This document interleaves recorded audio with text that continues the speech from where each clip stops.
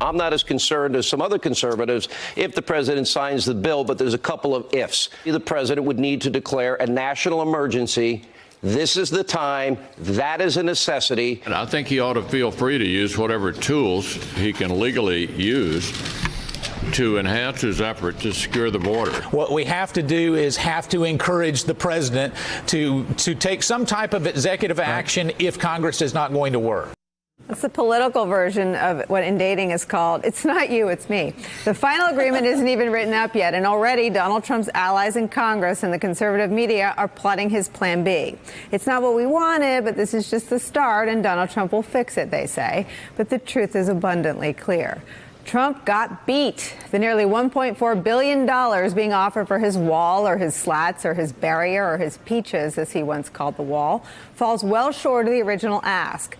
$5.7 billion is what he wanted, as well as the deal he was offered late last year. The New Yorker writes, quote, "This is what defeat looks like for Donald Trump and the MAGA Praetorian Guard, accepting scraps and describing them as a feast." Or from the Washington Post, all of this is taking on the quality of an increasingly breathless effort to blow air into a balloon with a leak. And while Trump insists he'll find funds to make up the difference elsewhere, under the couch cushions in the West Wing perhaps, he might want to take some of his own advice from the art of the deal. Quote, "You can't con people, at least not for long. You can create excitement, you can do wonderful promotion and get all kinds of press, and you can throw in a little hyperbole. But if you don't deliver the goods, people will eventually catch on." Joining us now, our friend, Toronto Star Washington Bureau Chief Daniel Dale.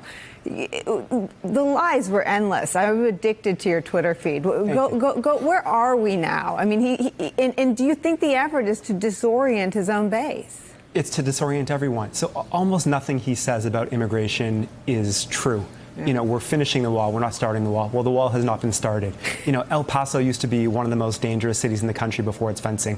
It wasn't. Human traffickers don't use ports of entry. They only come in through the desert. That's not true either. So almost none of this is true. And I think, you know, he knows that he has not delivered the goods. And so he wants to keep deceiving people as long as possible. And I think to some extent it works. So your big lie of last year was the lie that's at the center of the SDNY case about the hush money. Is sort of the bucket of immigration lies, is that overflowing? And do you think it's tied to some sort of anxiety about his political standing? I think it is for sure. I mean, this is an area that was central to his election, and I think he knows, as we all do, that he has not fulfilled his promises. And I think he clearly shows his anxiety when he tries to correct the chants of his own supporters, many of whom know that he is not building the wall. When he said, no, don't chant build the wall, chant finish the wall. It's finish the wall. They keep chanting build the wall. And so I think, you know, to some extent when he tries to sell these obviously untrue things, even some of the diehards aren't buying it. But I think enough of them are for him to feel like it's worth lying to them. Ann Coulter had a tweet this week that made me, I actually thought of you when I saw it. She said, the Democrats lie, not us. He's also rebranding the Republican Party as the biggest, fattest liars. He said the Democrats lie, not us? Ann Coulter said, you know, don't do this. It's the other side that lies. Oh, this was in response to him saying, it's finish the wall, not build the wall. I mean, he's creating some really uncomfortable tensions between a pretty unholy alliance, himself and some of the big cheeses on the far right. Absolutely. And to anyone who's paying attention, and that includes Ann Coulter, whatever you think of her, she pays attention to immigration. You know, it's insulting to all of our intelligence. You know, we all know that none of this is correct, but I think he's banking on the people he calls the poorly educated and the people who, you know, they like to jump on the media when we correct him. And so he feels like he's helped by these fights even when he's not in the right. Nicole, here's why he will never let go of the wall. The wall is about the year 2045. The year 2045, there will be the first time that whites are minority in this country. Okay, right? In 2010, there was still 72% of this country is white. Think about that. That terrifies a core of this. So it's not just about America. It's not just about Mexicans coming in. It's all Hispanics. It's blacks. It's Asians. It's non-whites. He knows. Basically, what did he run on? He ran on the birther movement, the Muslim ban, and the Mexican rapists. Okay, make America great again. Make America white again. That is underneath everything. I agree. I've said the same thing many times because I think that the core of this has always been racism. You know, when we talk about quote-unquote identity politics, which I always just supplant civil rights in there to make people understand it a little bit more comprehensively, but he also ran on identity politics. It was just white identity, a traditional white, majority white America that, as Donnie said correctly, is changing. And that is terrifying, not just to Donald Trump, but also the people who are left over, who haven't quit or resigned or been fired, like Stephen Miller, and I'm assuming he's still talking to Steve Bannon. I've seen reports that he's stopped talking to Steve Bannon.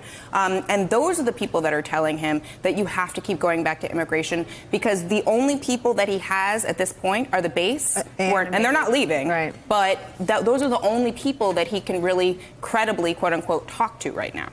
And the lies have accelerated in part because he is so frustrated with this deal that he knows that he's backed in a corner here. Yes, he's not officially committed to signing it, but as we've been reporting in recent days, you know, he's very angry about it, but it feels like he has no choice. Under pressure from his own party, he's not going to have Republican backing for another shutdown if it happens that way again. He is going to. We're going to see it. It's going to be vitriol. He's going to use executive action to try to get some more money here. He's going to blame the Democrats. He's going to try to paint them as soft on immigration, soft on border security, whatever phrasing he wants to use.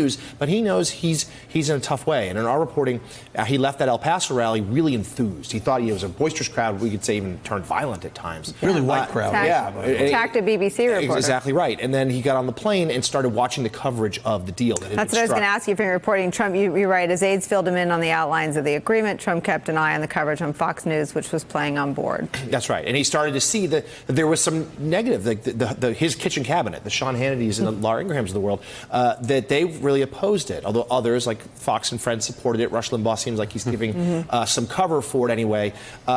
We know that last time it was those conservative voices that frankly broke the deal. That's what caused Trump to back out. It seems this way, even though they're very split on it, that he realizes he's resigned to not having a choice here. He's going to have to accept it and then quickly try to change the subject. His poll numbers cratered too. That's another. And he is. He has told people around him he knows that he knows he can't take another defeat. So he's lying when he tweets out Rasmussen has me at 75 or whatever ridiculous number it has. He's actually correct in those Rasmussen tweets, but it's only it's misleading because it's an outlier. It's an outlier.